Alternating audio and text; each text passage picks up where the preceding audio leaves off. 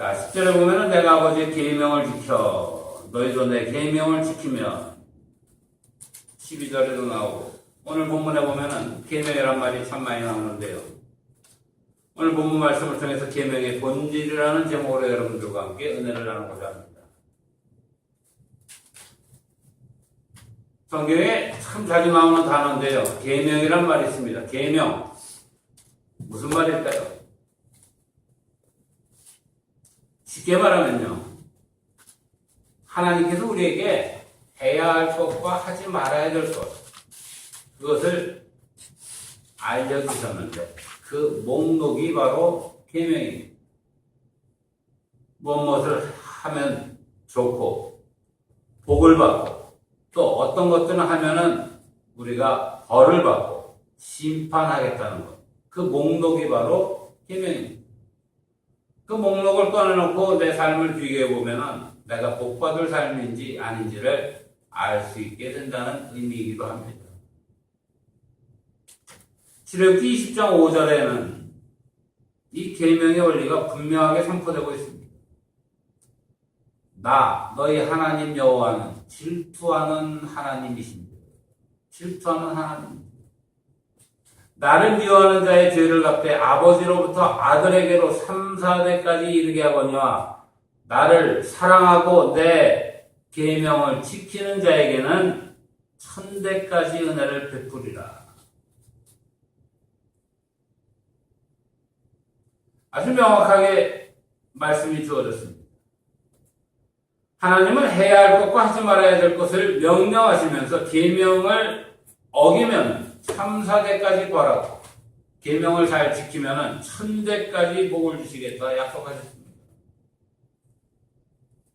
똑같이 3, 4대가 아니라 계명을 잘 지키면 1000대까지도 복을 주시겠다.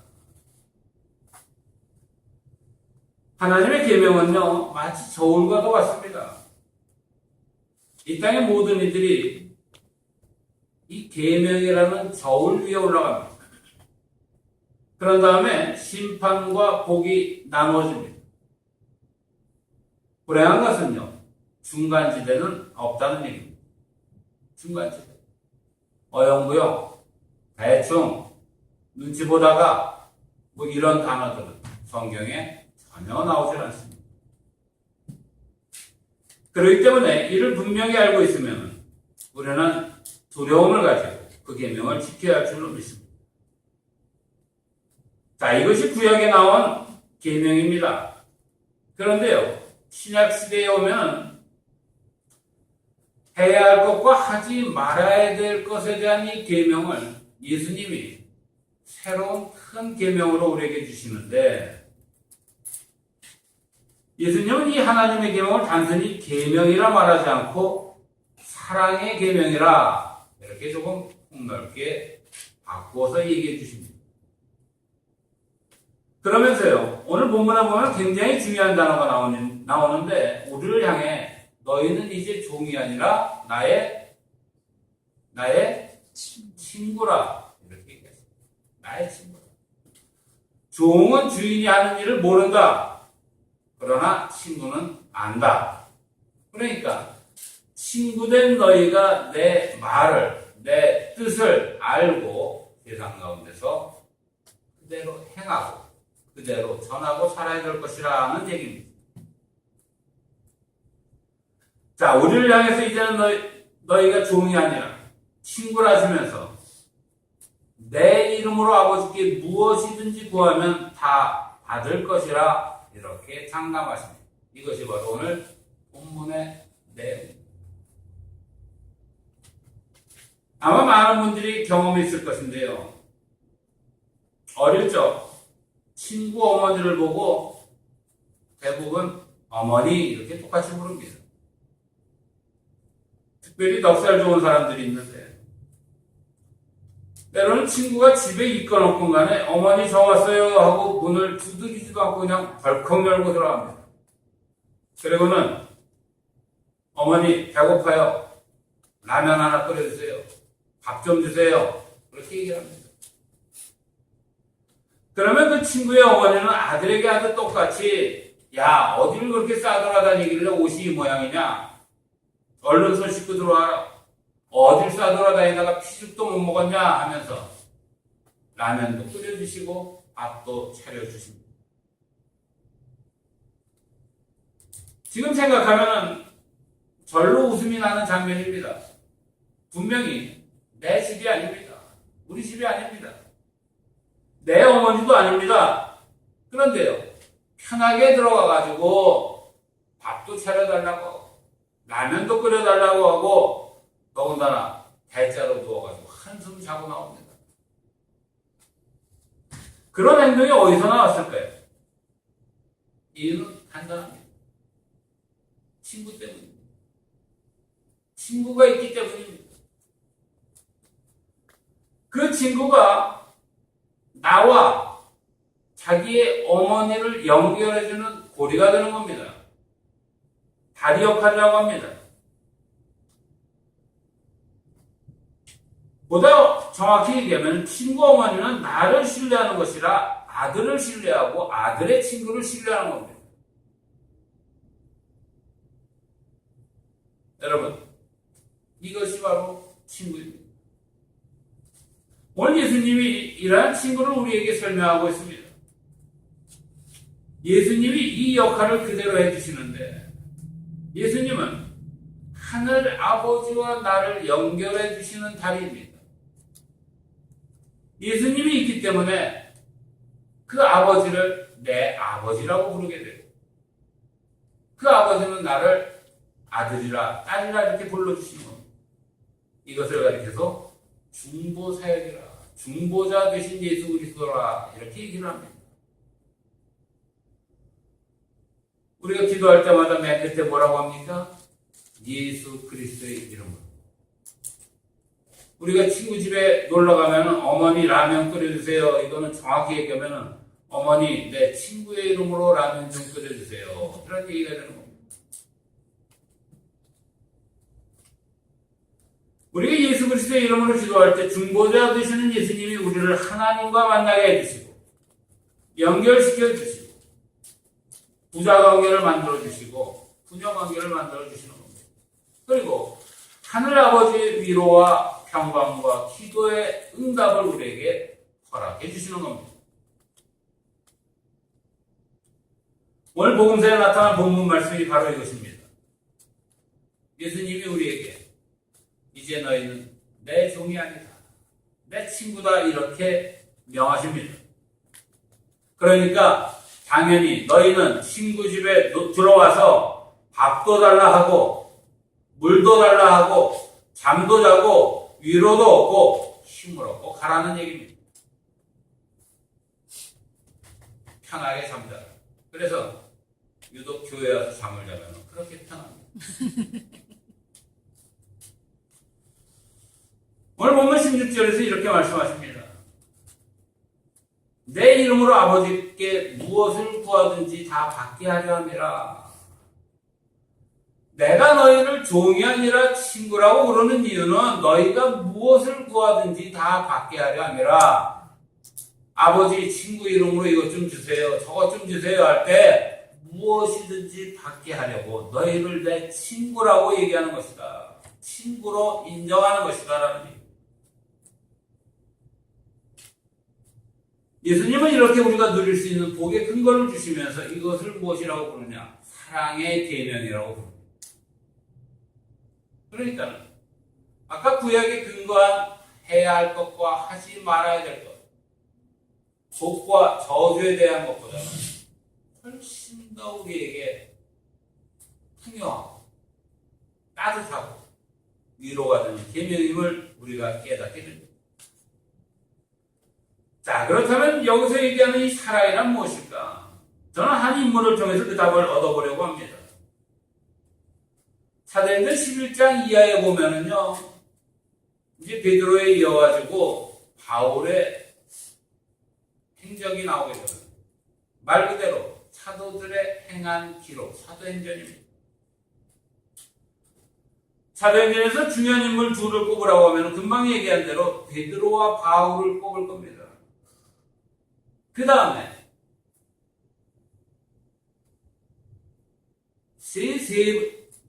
세 번째로 한 인물을 꼽으라고 한다면 우리는 아마 바나바를 꼽을 수 있을 것입니다. 자, 베드로는 유대인의 사도였습니다. 바울은 이방인의 사도였습니다. 예루살렘과 온 유대와 사마리아와 베드로의 행적입니다. 그리고 그 위에 뭐죠? 그 다음에 예루살렘과 온 유대와 사마리아와 땅끝까지. 바울은 땅끝까지 이르는 전도자가 됐습니다. 당시에는 그가 꿈꾸던 곳이 스페인 서바나였는데 바다 끝이기 때문에 거기가 땅끝인 줄 알았습니다. 어쨌든 이 둘 모두는 복음을 땅끝까지 전한 하나님의 도구들이었습니다. 그리고 또 한 명 중요한 사람이 등장을 하는데 바로 바나바입니다. 이 바나바와 더불어서 네 번째 사람이 또 한 명 등장하는데 마가라고 하는 사람입니다. 결국 사도행전의 90% 이상은요, 이 네 사람, 베드로와 바울과 바나바와 마가 네 사람의 기록이 쓰여 있습니다. 그리고 이들 모두가 하나님 나라의 훌륭한 도구로 쓰임 받았다는 것을 보게 됩니다. 그런데 이 네 사람 관계를 보면요, 매우 특이한 관계가 성립된 것을 보게 됩니다. 베드로는 어부 출신이기 때문에 배운 것이 미천합니다. 반면에 성격은 굉장히 불같습니다. 생각보다는 말이 앞섭니다. 말보다는 주먹이 앞서는 사람입니다. 좌충우돌합니다. 오죽하면 예수님이 잡히시던 날 밤에 말고라는 군인의 뒤를 칼로 내리칠 만큼 오늘 우리의 베드로라면 한성가라는 사람입니다. 자, 이런 조금 무식했던 베드로에 비해서 바울은요, 당시 최고의 학문을 배운 사람입니다. 최고의 학파였던 가말리엘의 문화생이었습니다. 가방끈도 길고요. 논리적으로 글도 아주 잘 씁니다. 그래서 신약성경의 13개를 바울이 썼다고 신학자들이 얘기할 만큼 그는 매우 문장력도 있는 사람입니다. 그런데 반면에 아주 냉정합니다. 바나바와 함께 했던 1차 선교여행에서 있었던 사건은요, 바울의 성격을 유감없이 보여주고 있습니다. 자, 당시 바울은요, 바나바 그리고 아주 젊은 청년 마가와 함께 선교여행을 떠납니다. 말이 선교여행이지 정해진 것이 없기 때문에 하루하루 긴박한 나날을 보내게 됩니다. 그때요, 제일 젊었던 마가가 힘들다고 포기하고 돌아와 버립니다. 이때까지만 해도 마가는 굉장히 의지가 약한 사람이었습니다. 그러자 바울이 굉장히 화가 나는데 이런 사람과는 다시는 함께할 수 없다고 하면서 도망간 마가의 문제로 굉장히 화가 치밀어 올라서 내가 다시는 너의 얼굴을 보지 않겠다, 이렇게 냉정하게 되더랍니다. 한 번 아니다 싶으면 뒤도 돌아보지 않고 용단을 내리는 성격이 바로 여기서 드러나게 되는데요. 이때 제3의 인물이 등장합니다. 냉정한 바울과 또 다른 성격의 소유자입니다. 바나바입니다. 바나바는 마가를 주둔합니다. 아직 어린 사람입니다. 아직 기회를 더 주어야 됩니다. 한 번의 실수를 했다고 버리지 말고 우리가 품어야 됩니다. 그런 이렇게 변호를 하면서 또 한편으로는 마가를 설득해서 선교여행에 다시 데려오려고 합니다. 이 문제로 인해서요, 애들 싸움이 어른 싸움이 된다고 바울과 바나바가 갈라서게 됩니다. 두 사람의 관계를 잘 아실 겁니다. 바울이 회심했을 때 바나바가 그를 세워준 사람입니다. 다른 사람에게 소개를 했습니다. 바울의 앞길을 열어준 사람입니다. 모든 정황을 보게 되면은 바나바가 먼저 갈라서려고 했던 것은 분명히 아니라는 것을 알게 될 겁니다. 바울의 성격 때문이었습니다. 냉정한 바울이 동역자인 마가에 의해서 바나바까지 맺히게 된 겁니다. 결국 어떻게 됩니까?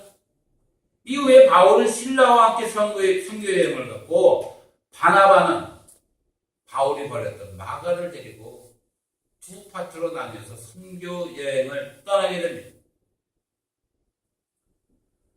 이후에 바나바에 대한 기록은 성경에 등장하지 않습니다. 이것이 바나바가 했던 일입니다. 그런데요, 바나바에 대한 기록은 이후 성경에 등장을 하지 않는데 마가의 이야기는 두고두고 전해집니다.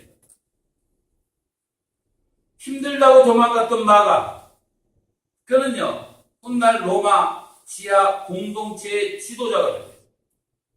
로마 제국의 엄청난 박해 속에서도 그는 최전방에서 하나님 나라의 도래 그리고 복음을 전하게 됩니다. 그리고 한 복음서를 쓰게 되는데 이것이 우리가 아는 마가복음입니다. 고난 가운데서 마가복음은 복음서 중에서도 가장 먼저 기록이 되었습니다. 그리고 가장 긴박한 하나님 나라의 상황을 우리에게 전하고 있습니다. 여러분, 참 이상하지 않습니까? 의지가 약해서 도망갔던 사람인데요, 가장 고난받았던 그런 행적을 기록하고 있습니다. 배신하고 도망갔던 사람이 위대한 일을 감당했다는 것, 너무나 이상한 일입니다. 어떻게 이런 일이 가능했을까요? 바나바의 힘.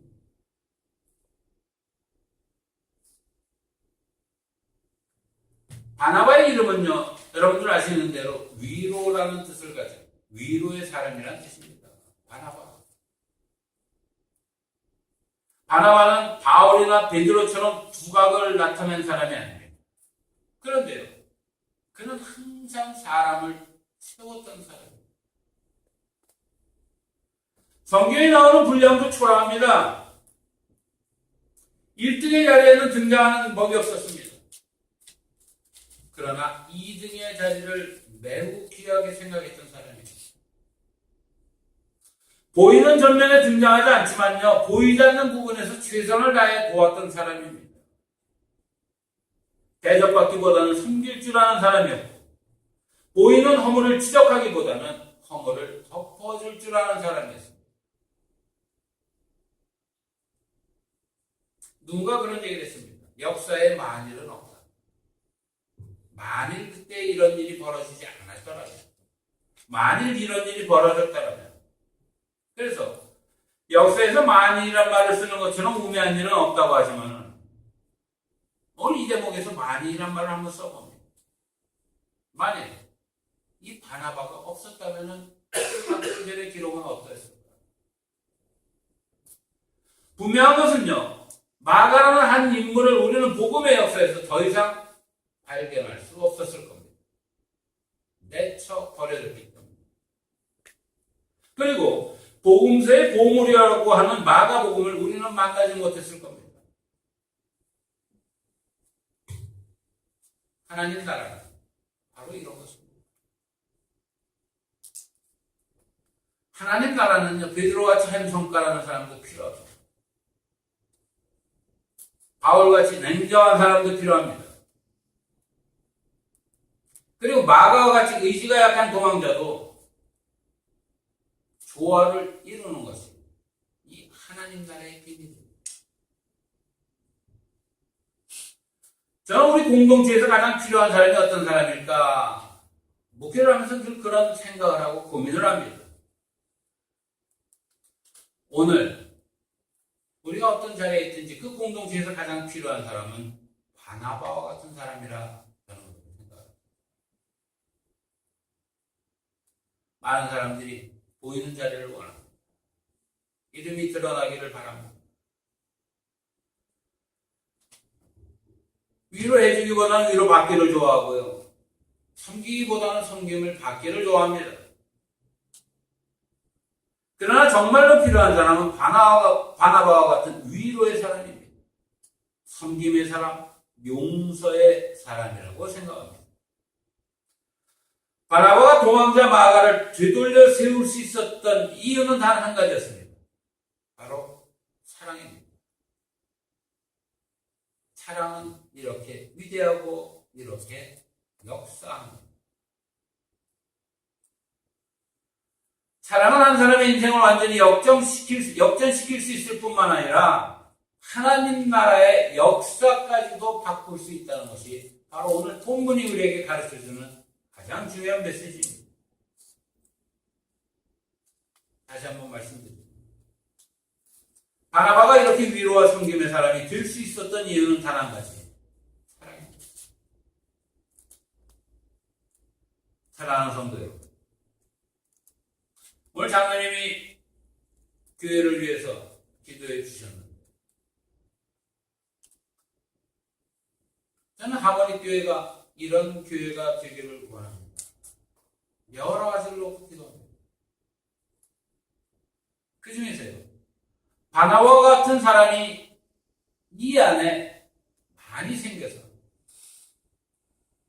섬김을 통해서 서로를 세우고 사람을 세우고 교회를 세우고 하나님의 역사를 이루어가기를 기도합니다.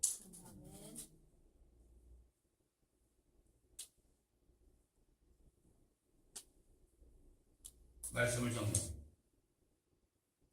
이제 내 생각으로 다른 사람을 판단하지 마시기 바랍니다. 도망자, 비겁한 놈, 치사한 놈, 나는 안 그랬는데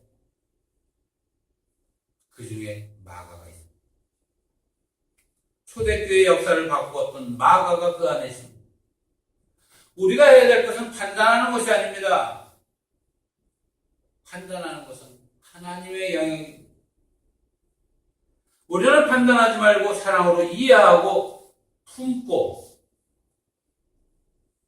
안아줘야 됩니다. 바나바가 그리스도의 사랑을 가지고 마가를 품어 주었을 때 놀라운 열매가 생겼습니다. 오늘 이 자리에 계신 여러분들은요, 하나님 나라의 씨앗입니다. 얼마나 크게 성장할지, 얼마나 많은 싹이 나고 열매를 맺을지 우리는 알 수 없지만 생명을 가지고 있으면 반드시 그 씨앗은 열매를 맺게 되어 있습니다. 어느 씨앗도 하찮다 버리지 마시고 형제 자매들을 서로 품어주고 이해하고 하나님의 사랑으로 기도할 때 하모닉 교회는 이 씨앗이 엄청난 열매를 맺게 될 줄로 믿습니다. 주님은 서로 사랑하라는 새 계명, 사랑의 계명을 우리에게 주셨습니다. 이 계명을 지키고 살아가는 이 자리의 모든 분들에게 하나님이 약속하신 천대의 축복이 이루어지길 바랍니다. 오늘 본문의 말씀처럼 구하는 대로 모든 것을 하늘로부터 받는 축복이 넘쳐나기를 주님의 이름으로 간절히 축원을 드립니다. 기도합니다.